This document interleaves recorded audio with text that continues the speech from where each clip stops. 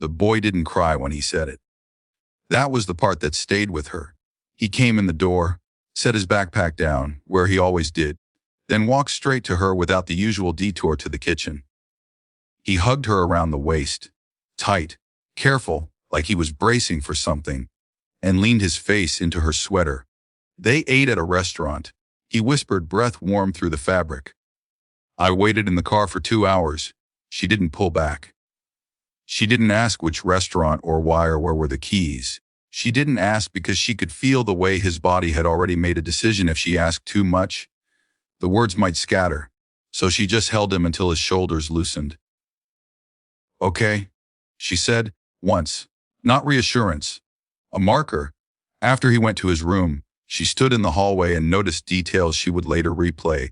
The way the house sounded too loud. The hum of the vent. The click of the clock. She washed her hands even though they weren't dirty. She put on her shoes without sitting down. She grabbed her keys. The drive took 12 minutes. She knew because she drove it often. Shared custody made a geography of routines. The streets were familiar enough that she didn't need to think.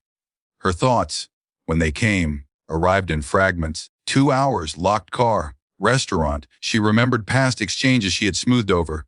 He's so quiet we forgot he was there. He didn't complain.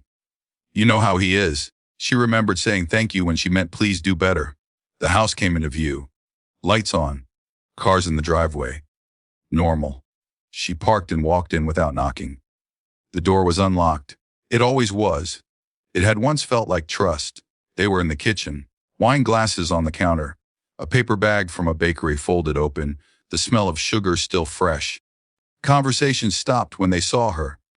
Oh, hey, one of them said. Everything okay? She didn't raise her voice. She didn't sit down. She took out her phone and placed it on the counter between them. Recording on. I'm not here to argue, she said. I'm here to document. The word landed harder than any accusation. They started talking at once, confusion, interruption, explanations tripping over each other. She lifted one hand, not sharply, just enough. My son was left alone in a car for approximately 2 hours, she said. Her tone was even, almost instructional. I'm not asking for your version right now. This is dramatic, one of them said. He was safe.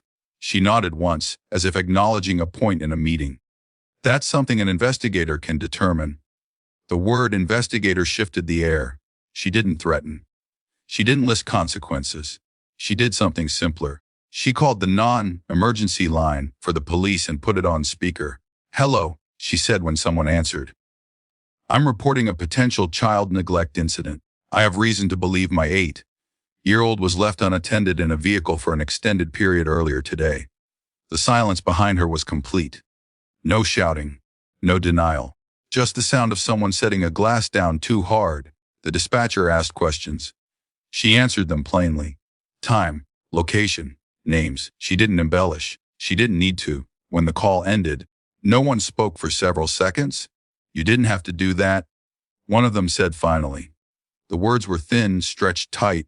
She looked at them then, not with anger, but with the careful attention she usually reserved for contracts in fine print. I did, she said. Because now there's a record. The officers arrived quickly. They were polite. They asked the same questions again. They wrote things down. They looked at the driveway, the car, the back seat. No one was arrested. No one was handcuffed. The authority of it was quieter than television made it seem, procedural, unmistakable, heavy in its calm. Child Protective Services followed up the next morning. That part unfolded slowly, like paperwork often does. Calls, notes, a visit, recommendations. The other parents oscillated between apology and outrage. We didn't think. We've raised kids. You went nuclear. She didn't respond to most of it. At home, she kept things ordinary. Dinner. Homework. Bath time. She didn't ask her son to relive it. She noticed he sat closer to her on the couch now, knees tucked in, eyes on the screen but attention elsewhere. One night he asked, Am I in trouble? She shook her head. No. Are they mad at me? She considered the question carefully. They're dealing with consequences, she said. That's not the same thing. He seemed to accept that. Weeks later, custody schedules changed.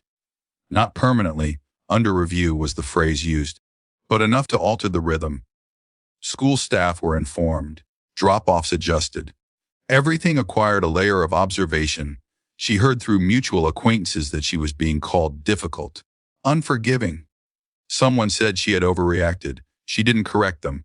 Sometimes, late at night, she wondered if there had been another way. A conversation, a warning, a chance. Then she remembered the whisper. The practice quiet, the way an 8-year-old learned to wait. The record existed now. The boundary was no longer a suggestion. Nothing felt victorious.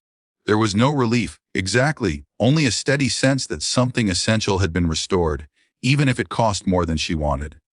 When she tucked her son in, he hugged her the way he used to. Quick, loose.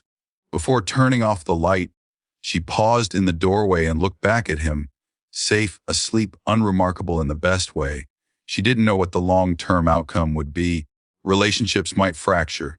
Trust might not return. But some things, once named and documented, could no longer be minimized. And that, she knew, would have to be enough.